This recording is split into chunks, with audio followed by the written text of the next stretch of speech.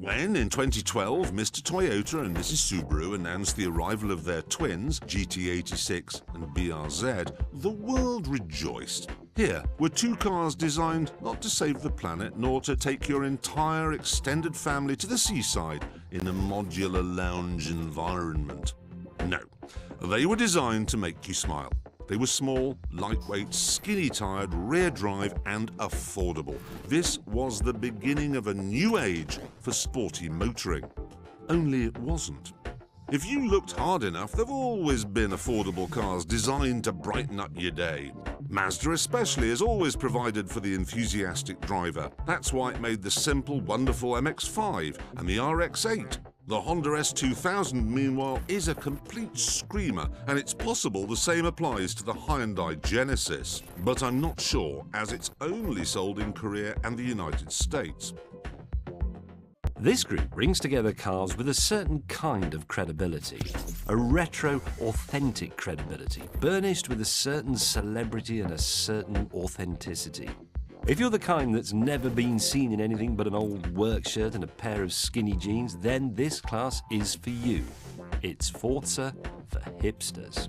Of course, what could be more hip than the original hot hatch, the Volkswagen Rabbit GTI, or as the rest of the world calls it, the Golf. Or for that matter, the Datsun 510, the appealing little Nissan that began to spread the word that Japanese cars were really rather good and possessed a quality undiscovered elsewhere on the planet: reliability. Lastly, and only a hipster would ever love this one, there is a VW Beetle. There was a time when simply going fast was all that was required of what we call sports cars.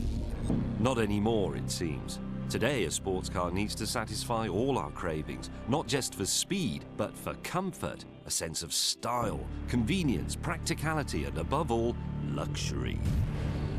Would any of these cars be any worse for not being decorated with bits of dead animals and trees, or with offcuts from racing cars? I'm not so certain. BMW 3 Series you will see every day, not that it makes the M3 any less desirable, inside or out. While the Jaguar XKR-S interior would not be out of place in an 18th century costume drama. But if rarity is in itself a luxury, try the Maserati Gran Turismo with its Ferrari-built V8, or the rare and underrated exercise in beating the Germans at their own game that is the Lexus ISF.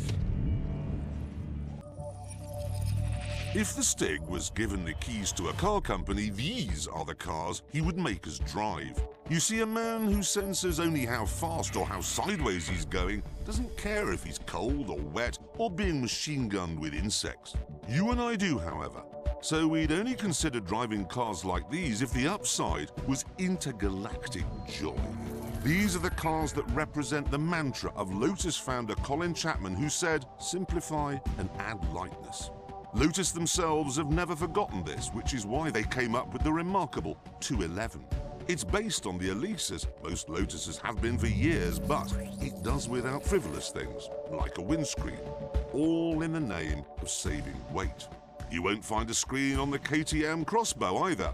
Being made by sensible Austrians, they do offer one as an option, but it looks silly, and worse still, it adds weight. So forget that, and just enjoy the car. Welcome to the bloodiest battleground in the world of cars. A fight for supremacy between the very best fast cars of our time. It is a battleground of radically different weapons. Compare, for example, the fastest car General Motors has ever made, the 638 horsepower Corvette ZR1, with the digital masterpiece that offers up more go for your pound, dollar, yen or dirham than anything else on the planet, the Nissan GTR. Others are subtler, as precise as a surgeon's blade, like the Ferrari 458, which might just be the finest car the Italians have ever made. And then there are cars that are far from perfect, but with that certain something. Like the Lexus LFA, this is for me the most brilliant supercar ever made. If you disagree, you're wrong. Let battle commence. It takes a man of a certain age to remember that every racing car that makes us fizz today usually has a grandparent that was pounding around a racetrack somewhere in the distant past. This little group features some of the best from the 60s and 70s and later, yet the names are familiar. BMW, Alfa Romeo, Nissan Skyline. When it's in the blood, it's in the blood. Long before the BMW M3, for example, there was the 2002 Turbo.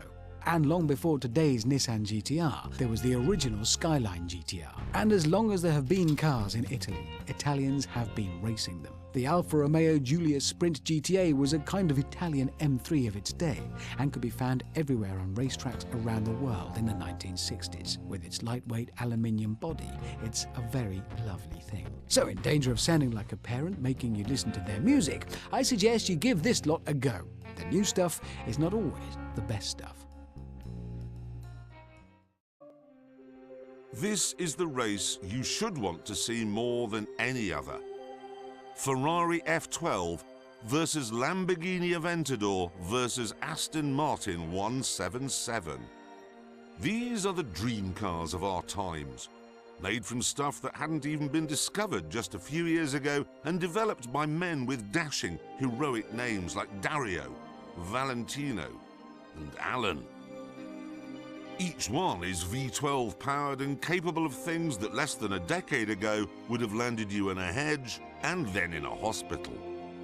They push the boundaries of what we've come to call fast. I would say they're among the fastest cars we'll ever see, but I won't.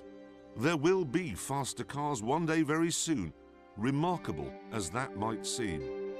But for now, just enjoy the glorious state of the art. If you've ever been to Le Mans, you'll know that the real racing goes on behind the one-off prototypes, where extreme versions of the same supercars you see parked in the paddock go wheel to wheel out on the circuit. This is GT racing, where if you've got the money, you can make all your racing driver fantasies come true. You don't even have to be fast. If you can afford one of these cars, you can afford to pay a professional driver to do all the hard work and just turn up on the podium. But where's the fun in that?